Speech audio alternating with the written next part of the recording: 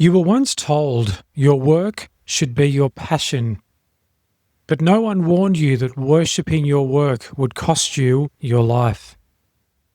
We are the generation that was told to follow our passions, to make our calling our career, to turn our gifts into income, to never settle for a job that doesn't feel like purpose. And so we did. We quit the steady jobs. We built things from scratch. We invested our identity into our work and called it sacred. But something happened somewhere in the blur of freedom and fulfillment. Our work stopped being about something and became everything. We stopped having lives around our work. We became our work. And slowly, the sacred became the sacrificial. Because what no one told you is that when your work becomes your identity, you will tolerate almost anything.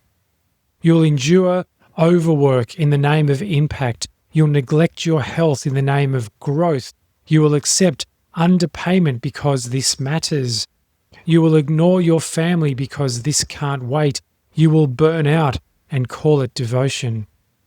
This is the myth of sacred work, the belief that your worth must be proven through effort, that if you're truly aligned, you will never grow tired, that exhaustion is a necessary cost of meaning, that to rest is to fail your calling.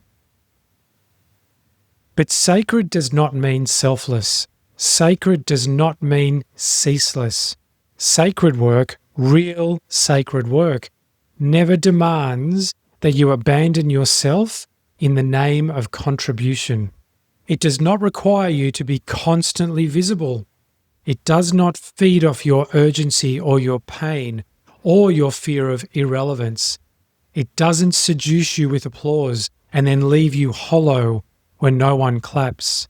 And yet, this is what many call purpose, a treadmill disguised as mission, a cult of personal branding, a marketplace of fragmented souls.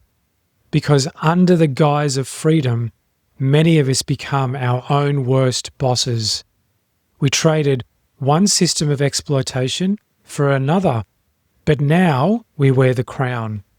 Now the overlord lives inside our heads, and still we tell ourselves we're doing what we love.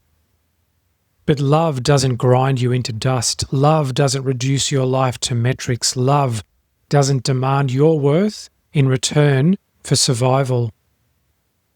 What you're doing isn't love, it's survival in disguise. It's the ache to be enough, masquerading as ambition. You keep going because the stillness scares you, because without your work, who are you? This is the fracture. You believed your purpose was your identity. You forgot you existed before the title, before the mission, before the followers, before the declaration of legacy. You forgot that value is not something you build, it's something you bear, that your being is enough, even when it produces nothing, even when the project fails, even when the world doesn't see it, even when you're resting, even when you're done. But most cannot hear this. They need their work to mean everything because they were never told they mattered without it. And so the myth continues. We glamorize the grind, we spiritualize success, we throw around words like impact and alignment to justify systems of depletion, and we sanctify our own prisons, our own cages, and then we wonder why we feel hollow inside them. But it doesn't have to be this way.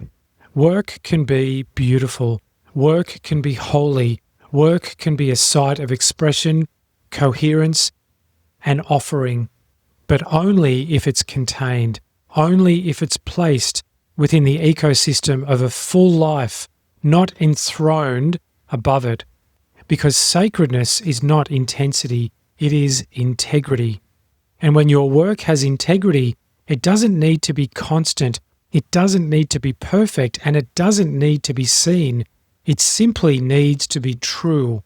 True to the rhythm of your body, true to the limits of your soul, true to the season you're in, in that moment.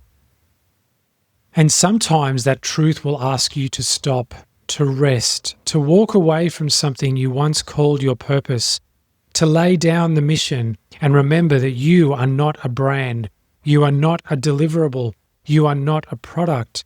You're a human being with a body, a longing, and possibly a limited number of days.